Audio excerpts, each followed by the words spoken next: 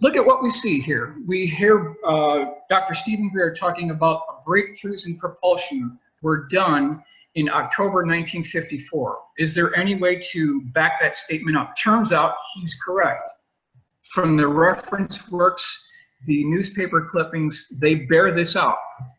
Council Bluffs, 11/27/1955. Conquest of gravity aim of top scientists in U.S. One almost fantastic possibility is that if gravity can be understood and scientifically negated or neutralized in some relatively inexpensive manner, it will be possible to build aircraft, Earth satellites, and even spaceships that will move swiftly into outer space without strain, beyond the pull of Earth's gravity field.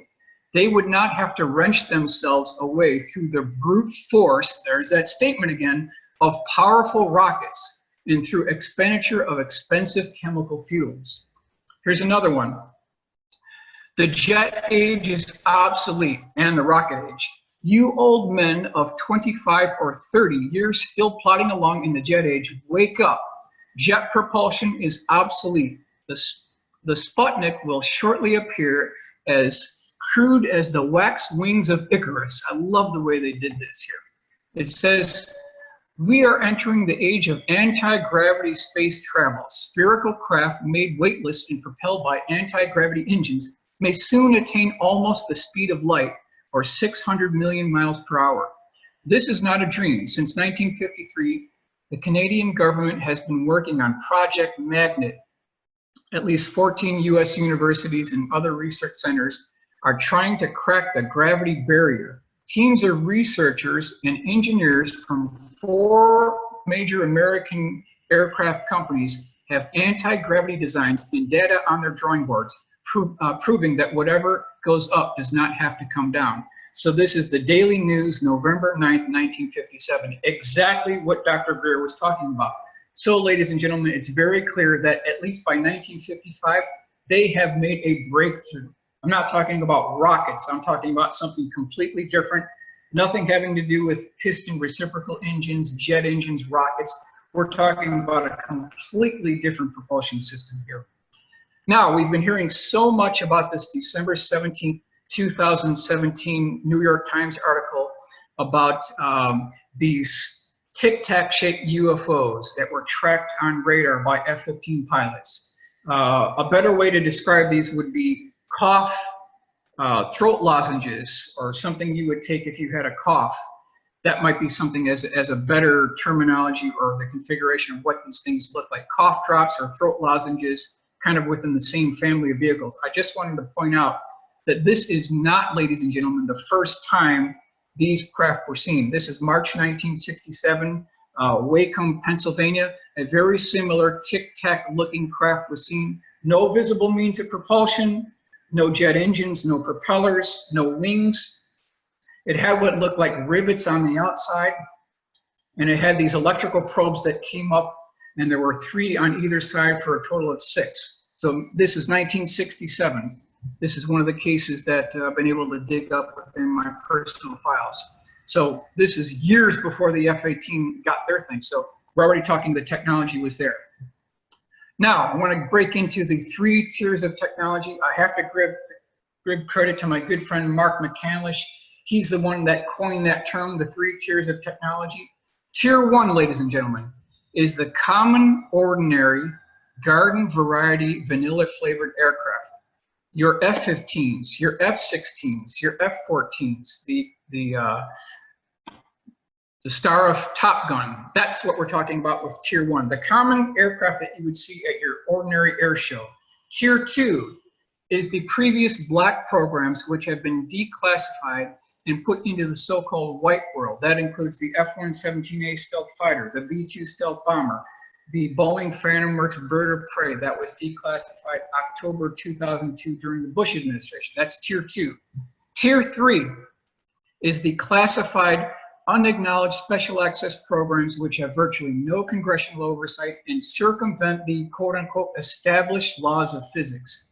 That includes the 1989-1990 Belgian Triangle, the 1982 to 1989 Hudson Valley boomerang sightings, and the so-called TR-3B Astra that was borne out by Edgar Fouché back in 1998.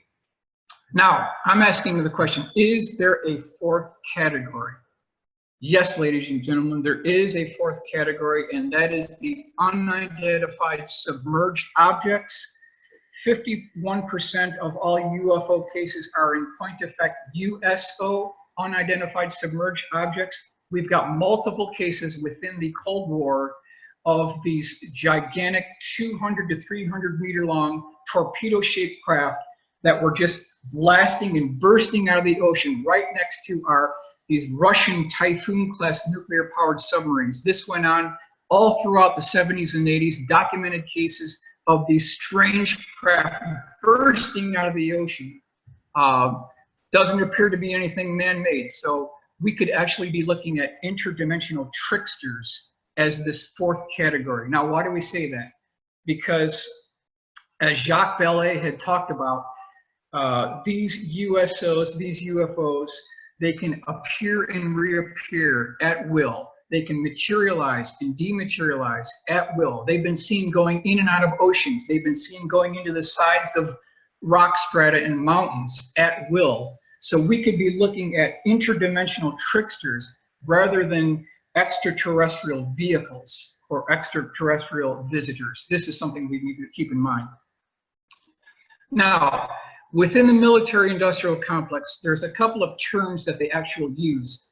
These are not terms I made up. These are actual terms that they actually use to describe this technology. Number one, it's called ace in the hole technology. Number two, it's called trump card technology.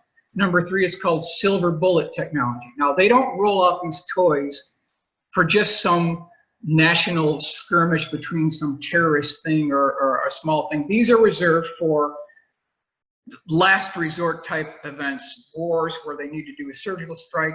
This is something that they do when they need something right now, immediate and mobile response, immediate response. This is the ace in the hole technology. Now, I'm going to talk about Aerospace Alley. Where do you go to see this? You as a taxpayer, where do you go to see this? This is called Aerospace Alley that starts in San Diego, goes up the 5, almost the Pacific Coast Highway, going to the Los Angeles Basin, including Hawthorne, where Northrop is, heading north on the 5, going by Burbank, where Skunk Works used to be, and then continuing on, breaking right on the 14, heading up to Palmdale, which basically is the location of Air Force Plant 42, where Boeing has a lab, Northrop has a lab, and Lockheed Skunk Works Plant 10 is currently within Air Force Plant 42 Palmdale, continuing up the 14th to Lancaster. That takes you to Edwards Air Force Base and terminating in Mojave, which is scale composite. So that, ladies and gentlemen, is your Aerospace Alley, where you as a taxpayer can actually see the buildings, facilities of where this takes place. At Air Force Plant 42, as we mentioned, this is the heart of the military-industrial complex. If you went nowhere else in the world, this is the place to go. Air Force Plant 42 Palmdale, basically near Palmdale Boulevard and 50th Street East is where you can go here. You are allowed as a taxpayer to drive around this facility. You can see these massive buildings where the B-2 final assembly plant is now, and then where they're building the new B-21, they're going to be assembling that there. Lockheed Skunk Works is there too. Here's a layout of the sites. You can see Plant 10 on the lower left and the large runway. And this is the specific plan, Plant 10, Lockheed Advanced Development Company. This is their layout. The building 601 on the central left part of this illustration, this layout schematic blueprint, is where all the action takes place. These were the classified aircraft within Skunk Works are assembled at this building 601. Now, one thing I want to point out here, and this is from page 196, Skunk Works Vice President General Manager. About 80% of the group's work is classified. The other 20% we can't talk about. So, ladies and gentlemen, what is the 80% that is classified? What has the Skunk Works been doing these last 40 years with our tax dollars? What have they been building? The evidence stacks up that a near certainty has been made in aircraft design. Yeah, it's already been done. Since 1954, they've already made the breakthrough. Now, I don't want you to get it twisted because Lockheed isn't the only show in town. There's other aerospace companies that have their own quote-unquote skunk works. So Lockheed isn't just the only show in town. Boeing has something called the Phantom Works, which used to be McDonnell Douglas. So there's one. That's based out of St. Louis. Northrop Grumman has something that they call the NATDC. Known as Northrop's answer to Lockheed's Skunk Works, the NATDC combines the scientific and engineering advanced design capabilities of the aircraft and B-2 divisions. So that's the Northrop Advanced Technology and Design Center. That's their version of the Skunk Works. I want to point your attention to this very good book by J.W. Fulbright, published in 1970. It says the greatest threat to American national security is the American military establishment and the no-holds-barred type of logic it uses to justify its zillion-dollar existence. There is no better way to sum up that term. That's what they're doing. It's the no-holds-barred. They feel privileged to charge American taxpayers thousands, millions, billions more than these things should actually cost. Now, Detroit Free Press, here's another one that you can track. Just want to make sure that I'm showing my sources for this, not just making this up. This is February 8th, 1987. Secret ledger hides military projects. Pentagon black budget has tripled under the Reagan administration. This is the breakdown within that article that shows you here. So for procurement 1981, the black budget grew by just over $500 million. This is 1981 at the beginning of the Reagan administration. Now, near the end of the Reagan administration in 1988, it grew by $9.122 billion. So there's this exponential growth. Federal spending by category for fiscal year 1988. Education was $25 billion. Transportation is $28 billion. Pentagon's black budget for fiscal year 1988 was $35 billion. So, ladies and gentlemen, we're spending more on the Pentagon's black budget than we are on education in this country. Total procurement funding for Air Force black budget was $51 billion, of which $19.1 billion was classified within the Air Force budget. So that's what we were spending back in 1988. Now, this is a really important point because I believe this to be the Rosetta Stone for the Black World programs within the Reagan administration. This is the Newsweek, June 8th, 1981, Reagan's defense buildup. This is it. This is the beginning, the genesis point of all these modern day black programs. Even Jane's Defense Weekly, Aviation Week, Space Technology, December 24th, 1990, even they admit, quote, 8 years of the Reagan administration in Washington were very good to the black world. Even they admit it. So, you as a taxpayer, how do you get this information? How do you find out where your tax dollars are disappearing and what they're spending it on? You as a taxpayer have every right to go directly to the Library of Congress in Washington, D.C., and you can request for your personal archives every January. They hand this out.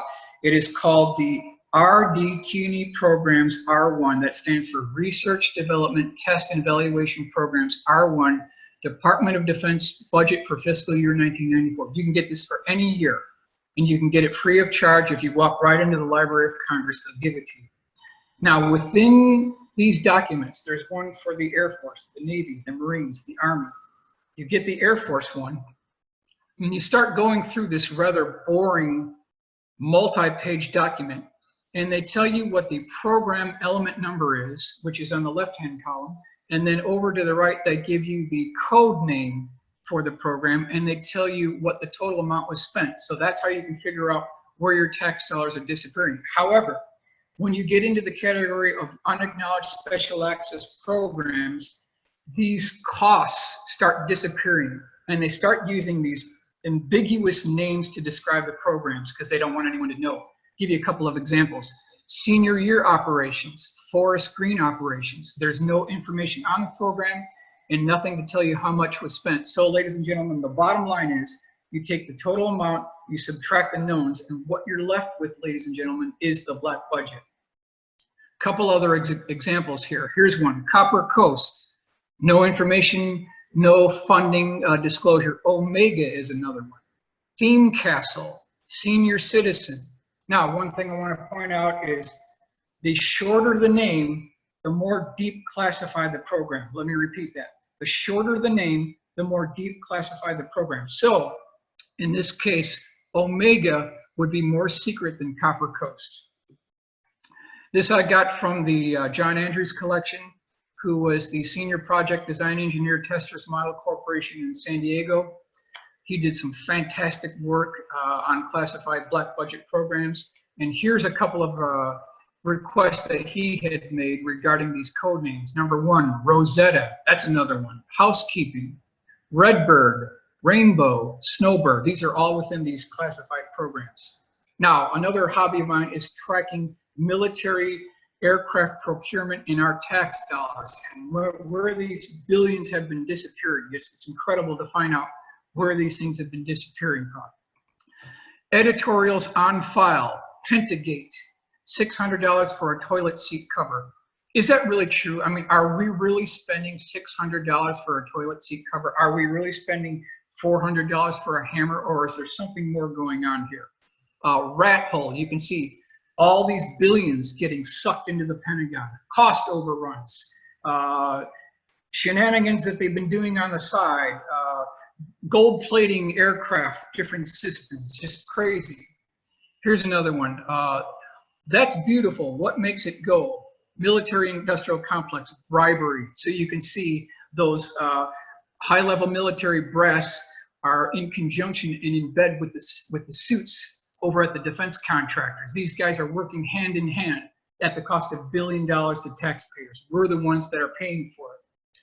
Here's one, scrap it in order a new one. The ashtrays are full. That's the mentality of the military industrial complex. They'll scrap anything, charge American taxpayers 10 times more than they should. Aerospace defense contractor Bonanza.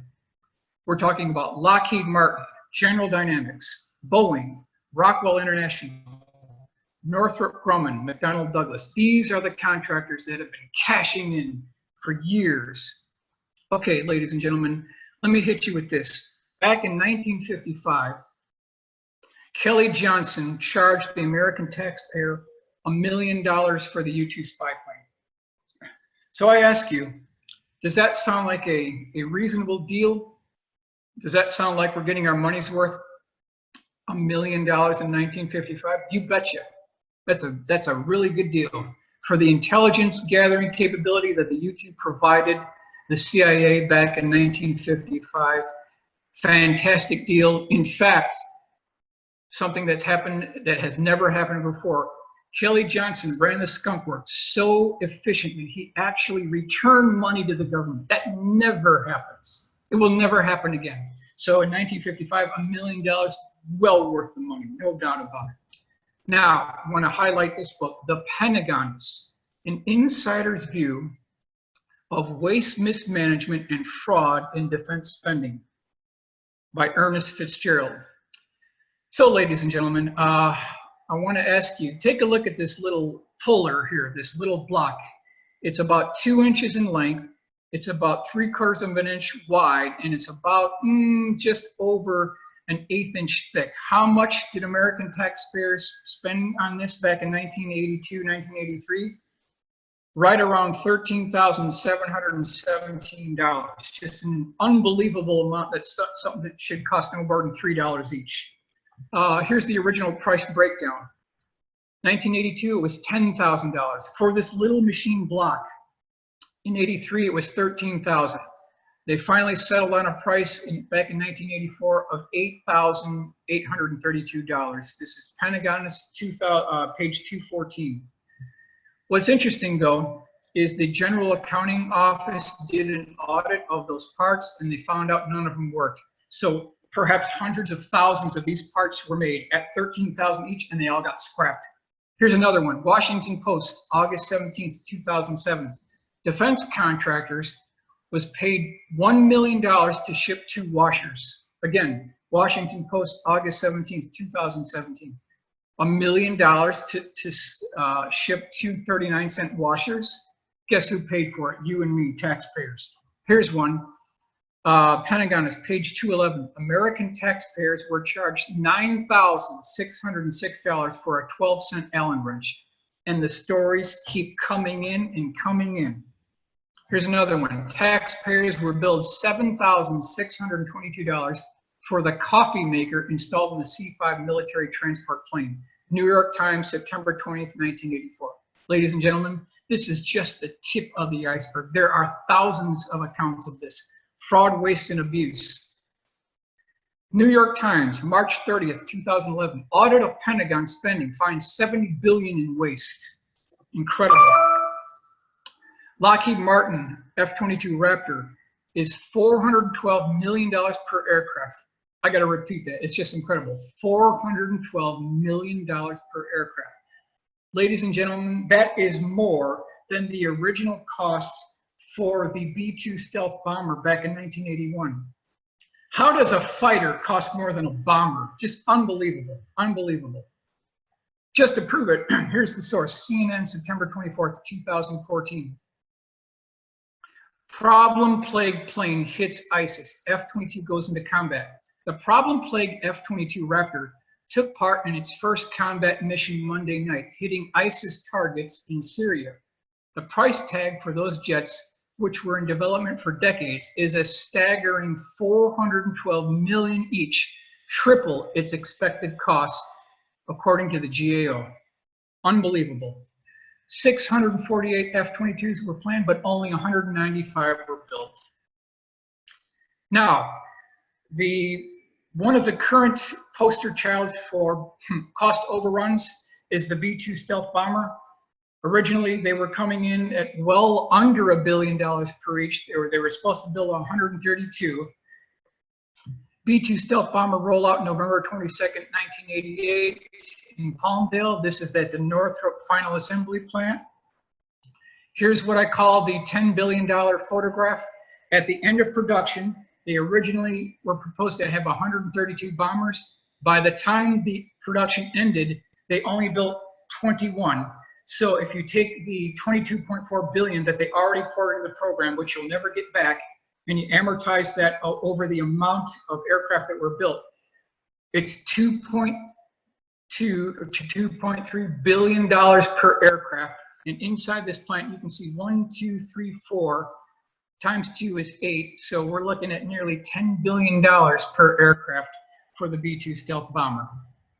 132 planned, only 21 were built.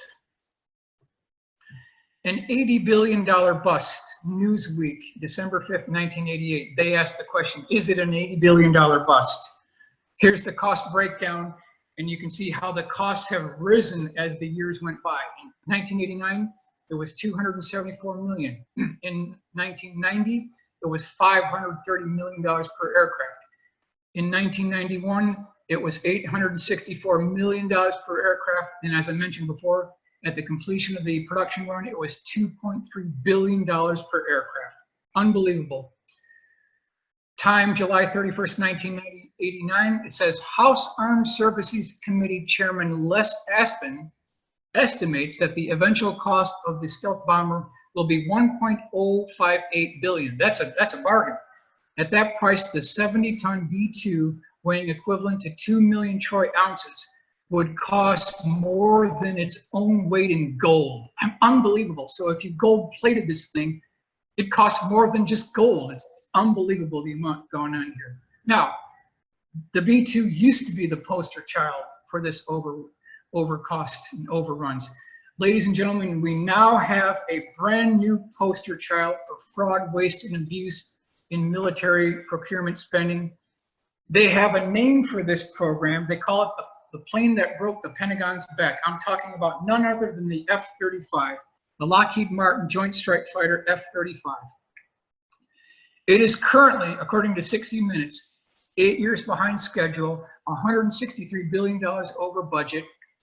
And in point of fact, the fixes associated with the program are more lucrative and profitable for Lockheed Martin than the actual aircraft itself. How do you get to be $163 billion over budget? If we as taxpayers are one day late paying our taxes, we get slapped on. We could eventually get sent to jail. But yet Lockheed Martin, they're $163 billion over budget and they get nothing. In fact, they get more money for the fixes. Unbelievable. How much does the F-35 cost? It's $355 million per plane for the Navy F-35 version. Here's the actual breakdown. You can see the Navy version, $337 for that particular F-35C. Now, how much does it cost? How do we actually get a handle on this? The F-35 will cost a fortune. This is from ECN News 8414. I'm sure this comes as no surprise, but the F-35 Joint Strike Fighter is expensive, very expensive. So expensive that according to one estimate, the money spent on the program could buy every homeless person in the US a $600,000 mansion. Just unbelievable amount of being spent on these programs, just an unbelievable amount. Let's continue here. Are some black programs nothing more than a cover to hide the funding of even deeper unacknowledged special access programs? Ladies and gentlemen, that appears to be the case because some of that $163 billion may be actually funding even more deep black programs.